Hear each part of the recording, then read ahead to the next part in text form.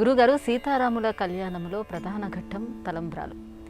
సీతారాములు శిరస్సు మీద నుంచి జాలువారే ఆ అక్షతల యొక్క ప్రాధాన్యత ఏంటో తెలియజేస్తారు. బాగుందమ్మా. జనక్యాహ కమలాంజలిపుటే యా పద్మరాగాయితాహ. అమ్మ, ఎంత గొప్ప శ్లోకం అమ్మ. అమ్మవారు ఇలా అక్షంతలు తీసుకుంది. ఆ అక్షతల్ని రాముల వారి నెత్తి మీద పోస్తుంది. అసలు భావనే మనం తలుచుకుంటుంటే అప్పటి వరకు ఉన్నటువంటి ఆ అక్షతల యొక్క రంగు మారిపోతుందట. నెత్తి మీద పోసినప్పుడు ఒక రంగు, ఆయన ఒంటి మీద పడినప్పుడు ఒక రంగు, ఇలా రంగులు మారుతున్నటువంటి అక్షతలు ఏవైతే ఉన్నాయో ఆ అక్షతలు మనల్ని కాపాడుగాక అంటాడు ఒక కవి గారు ఎంతో అందంగా. ఇంతకీ మనం ప్రశ్న ఏంటంటే, ఈ అక్షతల యొక్క గొప్పతనం ఏమిటి?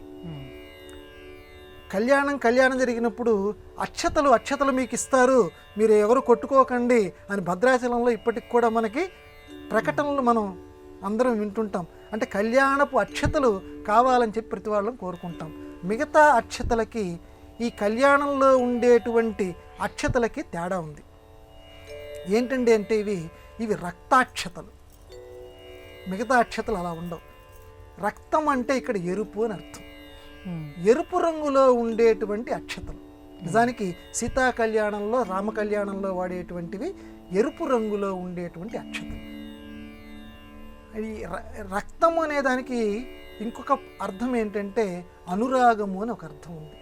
ఎరుపు అనే అర్థంతో పాటుగా అనురాగము అని ఒక అర్థం ఉంది. అంటే ఆ దాంపత్యంలో ప్రధానంగా భార్యాభర్తల మధ్య ఉండవలసినటువంటిది అనురాగం. కాబట్టి ఆ సీతారాములు ఎంత గొప్ప అదృష్టం అంటే వాళ్ళ ఒంటి మీదుగా పడినటువంటి అక్షతలు, అంటే పరస్పర ప్రేమను కలిగినటువంటివి. ఆ అక్షతలు కనుక వేసుకుంటే దంపతుల మధ్య ప్రేమ పరిఢవిల్లుతుంది, మిగతా కుటుంబ సభ్యుల మధ్య ప్రేమ పరిఢవిల్లుతుంది. ఈ అక్షతలు ఎలా వేసుకోవాలో కూడా మనకి శాస్త్రం చెప్తోంది.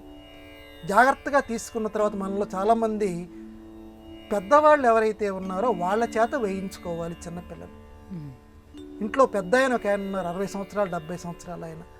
జాగ్రత్తగా కళ్యాణం నుంచి వచ్చిన తర్వాత ఆ అక్షతల్ని ఆ పెద్ద ఆయన చేత వేయించుకోవాలి. ఎవరు లేరండి మా ఇంట్లో నువ్వే పెద్దవి, నీకంటే చిన్న వయస్సు నీ భార్యది, నువ్వే వేయి.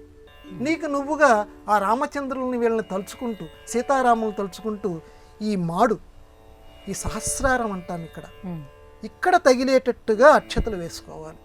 అంతేగాని మనలో నిర్లక్ష్య భావన, మన సంప్రదాయం పట్ల అనిష్టతతోటి ఇప్పుడు చేసుకోకూడదు. ఆ అక్షతలను ఏదోలా వేసుకున్నట్టుగా ఉండకూడదు.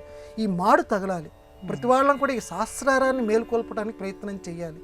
ఇక్కడ తగిలేటట్టుగా అక్షతలను వేసుకోవాలి. ఇంకా మిగిలినవి జాగ్రత్తగా నీ పూజా మందిరంలో ఆ అక్షతల్ని దాచిపెట్టు. ఏదైనా ముఖ్యమైన కార్యక్రమాలు వస్తాయి, మీ ఇంట్లో ఏదో ఒడుగు జరగచ్చు, ఇంకో శుభకార్యం ఏదైనా జరగచ్చు. అప్పుడు ఆ మిగతా అక్షతలు ఏదైతే ఉన్నాయో ఆ రోజు నువ్వు వాడతావే రాబోయే కార్యక్రమాల్లో, వాటిల్లో ఇవి కలుపుకుంటే నీకు మంచి బాగా జరుగుతుంది. అందువల్ల కొన్ని వేసుకొని కొన్ని ఇంట్లో జాగ్రత్తగా దాచిపెట్టాలి. ఎందుకంటే అది సీతారామ కళ్యాణపు అక్షతలు, అందువల్ల వాటికి అంత విలువ ఉంది. క్షతము లేనటువంటివి, విరగనటువంటివి అక్షత. కాబట్టి మన జీవితాలను కూడా విరచనటువంటివి, అటువంటి గొప్ప మహిమ కలిగినటువంటివి అక్షతలనే భావనతోటి వాటిని స్వీకరించి కళ్ళకద్దుకుని శిరస్సు మీద ధరించి మిగతావి దాచిపెట్టి మళ్ళీ శుభ కార్యక్రమంలో వాడుకోవాలి. ఇది ఆ రక్తాక్షతల యొక్క గొప్పతనం.